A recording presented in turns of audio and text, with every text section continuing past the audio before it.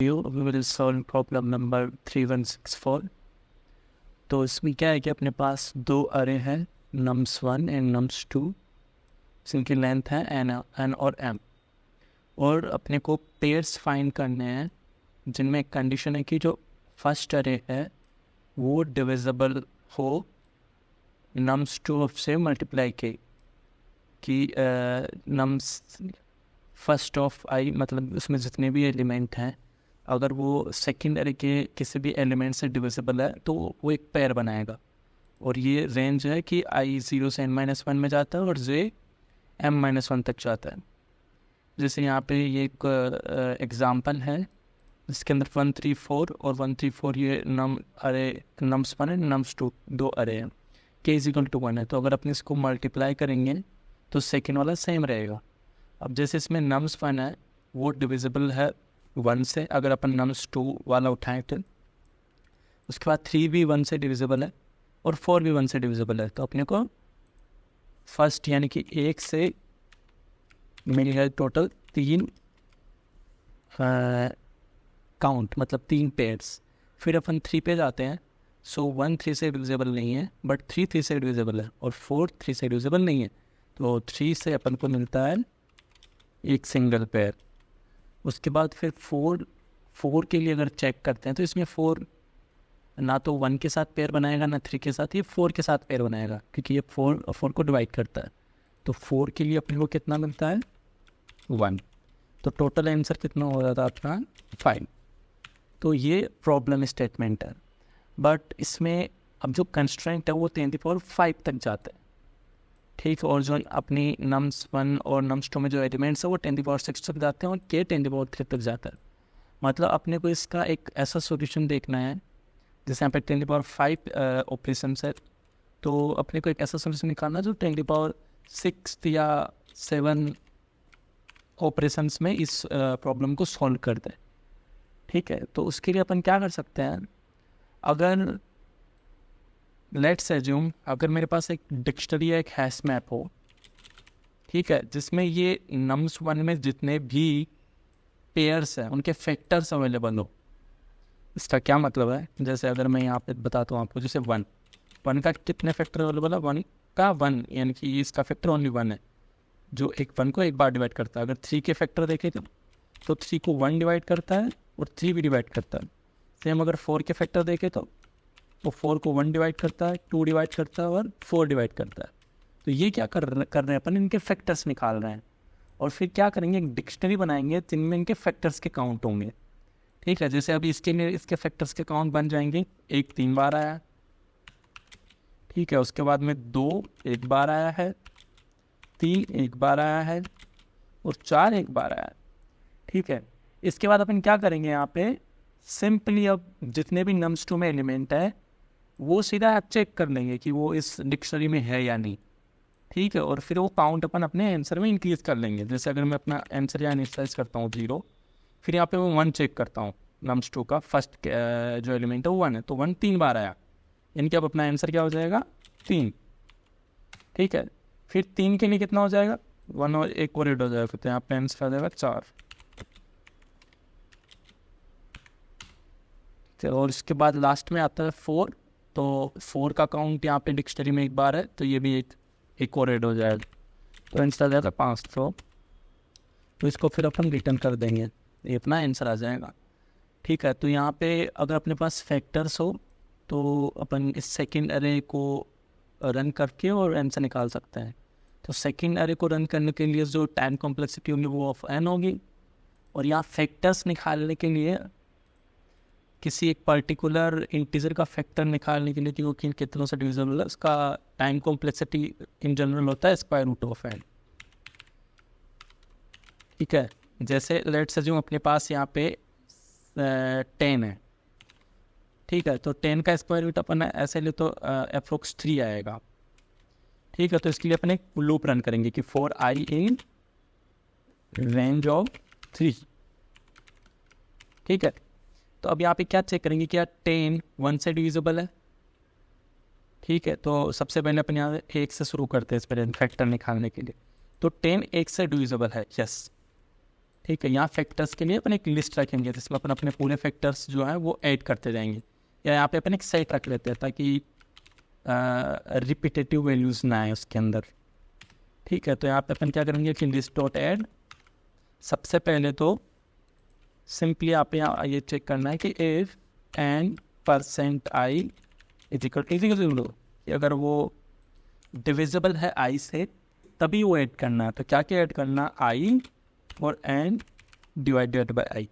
ऐसा क्यों कर रहे हैं अपन, जैसे ये फॉर लूप 10 के लिए रन करते हैं, सबसे पहले 1 आया तो 1 10 को डिवाइड करता है, तो अपनी लिस्ट में क्या क्या ऐड हो जाएगा, 1 साथ ही साथ 10, क्योंकि ये दोनों नंबर ही 10 को डिवाइड करते हैं। ठीक है, अब जैसे अपन 2 पे जाते हैं तो 2 भी इसको डिवाइड कर रहा है, तो यहाँ पे नंबर 2 आ जाएगा, साथ साथ 5 भी आ जाएगा। ठीक है, अगर आई डिवाइड करता है तो एन डिवाइड आई भी अपना एक फैक्टर होगा। जैसे 10 को अगर अपन 2 से डिवाइड करते हैं तो 5 आता है, तो ये दोनों फैक्टर जो हैं वो अपने आंसर होंगे, क्योंकि 2 × 5 = 10 होता है। ठीक है, इसी प्रकार फिर अपन 3 पे जाते हैं तो वो 3 तक ही जाएगा नहीं, ओनली 1 और 2 तक ही जाएगा। ठीक है, 4 5 वो आंसर नहीं होंगे। अब इसकी अपन एल्गोरिथम लिखते हैं, तो मैं उसके लिए पाइथन यूज कर रहा हूँ। सबसे पहले अपन अपना बेसिक फंक्शन लिखते हैं जो कि डिविजर्स निकालेगा, फैक्टर्स निकालेगा उसके जितने भी हैं। ठीक है, तो उसके लिए अपने को एक क्लास इंपोर्ट करनी पड़ेगी, इंपोर्ट मैथ, और यहाँ पे मैं एक फंक्शन इनिशियलाइज करता हूँ, गेट फैक्टर्स, जिसके अंदर सेल्फ होगा और एक अपना नंबर होगा। ठीक है, अब यहाँ पे मैं सेट डिफाइन कर देता हूँ जिसका नाम मैं फैक्टर्स लिख देता हूँ, फैक्टर्स, फिर CTORS, फैक्टर्स हो जाएगा, एक सेट बना देते हैं उसको। ठीक है, फिर मैं एक आई वेरिएबल इनिशिएट कर देता हूँ जो कि कब तक रन होगा, वाइल आई लेस देन और इक्वल टू है math dot square root of n. ठीक है, और अपन सिंपली अपने फैक्टर्स में, हाँ यहाँ पे कंडीशन भी चेक कर लेते हैं, and divide i is equal to 0, then factors dot add, यहाँ पे अपने को ये नीचे रखना पड़ेगा, 2 बार करना है। ठीक है, factors dot add, factors dot add, I करना है और एन डिवाइड आई भी करना है, और इन द एंड अपन यहाँ पे रिटर्न कर देते हैं अपना लिस्ट ऑफ फैक्टर्स।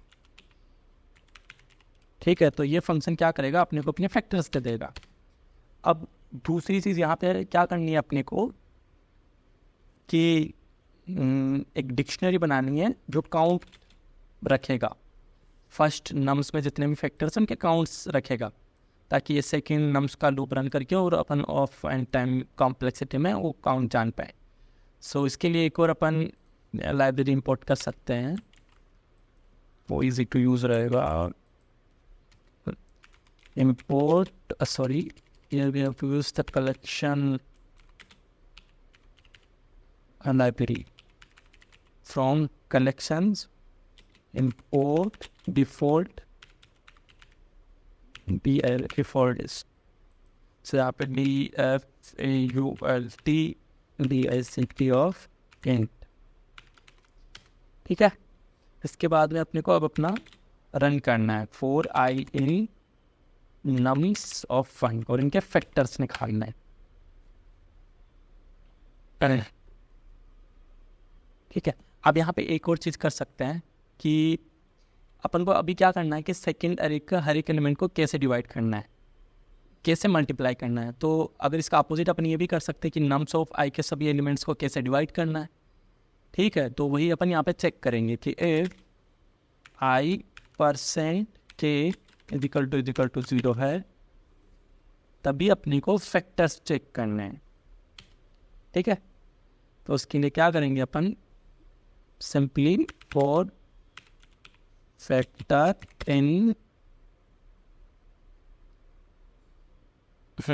अब यहाँ पे एक और चीज़ अपने को करनी चाहिए। लेट्स अज्यूम कि मैं फैक्टर्स निकाल रहा हूँ और मेरी अरे में सेम एलिमेंट आ गए, जैसे 4 आ गया फिर से 4 आ गया, तो मैं 2 बार तो उसके लिए मेरा फैक्टर वाला फंक्शन कॉल नहीं करूँगा। अगर मैं वो वैल्यूज़ का स्टोर कर लूँ तो मेरे को रिपीटेटिव काम बार बार नहीं करना पड़ेगा। तो उसके लिए अभी अपन एक नई डिक्शनरी क्रिएट कर सकते हैं जो कि अपने फैक्टर्स को स्टोर करके रखेगा। को r s factors of t equal to t DEFAULT of list. ठीक है, मैं स्पेस दे देता हूँ। हाँ, अब यहाँ पे अपन को क्या चेक करना है सबसे पहले कि इफ आई, ठीक है, let's assume if I divide K not in FACTORS, factors of D में अगर नहीं है तो ही अपनी को अपना फंक्शन कॉल करना है। ठीक है, तो यहाँ पे अपना कॉल करना है, मैं इसको कॉपी कर लेता हूँ। Factors of D I divide के इक्वल टू, ये कॉपी कर लेते हैं इसका नाम। हाँ, ये अंदर ही है तो यहाँ पे सेल्फ लगाने की ज़रूरत नहीं है, इसको आप बाहर भी रख सकते हो। ठीक है, इसको आप यहाँ क्लास के अंदर भी डिफाइन कर सकते हो और अंदर भी डिफाइन कर सकते हो। फिलहाल मैंने इसको अंदर डिफाइन किया, तो मैं इसको कॉल कर दूंगा फिर यहाँ पे get factors of i divide के। ठीक है, और अगर वो पहले से ही है तो मैं डायरेक्टली अपना फोर लूप रन कर दूंगा। इसमें फैक्टर्स होंगे इन, अपने डिक्शनरी से वैल्यूज फैच कर लूँगा। ठीक है, और अब यहाँ पे अपना काउंट बढ़ेगा फैक्टर का +1। हाँ, अब यहाँ पे जैसे आप देख रहे हो कि मैंने डी में जो अपना फैक्टर्स वाला काउंट था उसमें मैंने यहाँ पे वो कंडीशन नहीं लगाई कि if FAC in d then you have to add it. ये अपन डायरेक्टली कर रहे हैं क्योंकि अपन को इसे ऐसा इंटीजर अपन ने डिफाइन किया है, तो वो 0 इनिशियलाइज रहता है शुरू में, डायरेक्टली ऐड कर देता है। ठीक है, तो अब यहाँ पे अपने को सिंपली फैक्टर्स मिल गए जितने भी नंबर्स थे। और अब अपन को आंसर फाइंड करने के लिए सिंपल एक चीज़ करनी है, अपन को नम्स में रन करना है फॉर नम NUMS2, ठीक है, और ANS ++ D ऑफ नम। अब यहाँ पे भी वही रहेगा, लेट्स अज्यूम कि num2 नम मिला ही नहीं डी में, तो वो 0 ऐड हो जाएगा। यहाँ पे भी अपन को कंडीशंस लिखने की ज़रूरत नहीं है, तो थोड़ा कम कोड लिखना पड़ता है अगर अपन ये इनबिल्ट लाइब्रेरीज यूज़ करते हैं। ठीक है, मैं इसको थोड़ा बड़ा कर देता हूँ इधर। तो ये पूरा सॉल्यूशन अपन सबसे पहले फैक्टर्स निकालते हैं, फिर एक डिक्शनरी क्रिएट करते हैं जिसमें हर फैक्टर का काउंट रखते हैं। ठीक है, और फैक्टर्स निकालने के लिए, फैक्टर्स स्टोर करने के लिए भी फंक्शन रखते हैं ताकि बार बार सेम नंबर के लिए फैक्टर कैलकुलेट ना करना पड़े। और इन द एंड nums2 में रन करते हैं अपना फुल नंबर कैलकुलेट करने के लिए और वो ऐड कर देते हैं। मैं अब इस कोड को एक बार रन करता हूँ। अपने एक मिस्टेक की एक्चुअली यहाँ पे, ये आई में प्लस की होगा यहाँ पे। ठीक है, ये स्टॉप हो जाए फिर मैं दोबारा रन करता हूँ। ठीक है, ये दोनों केसों में इसका सही आउटपुट आया है। मैं इसको सबमिट करता हूँ।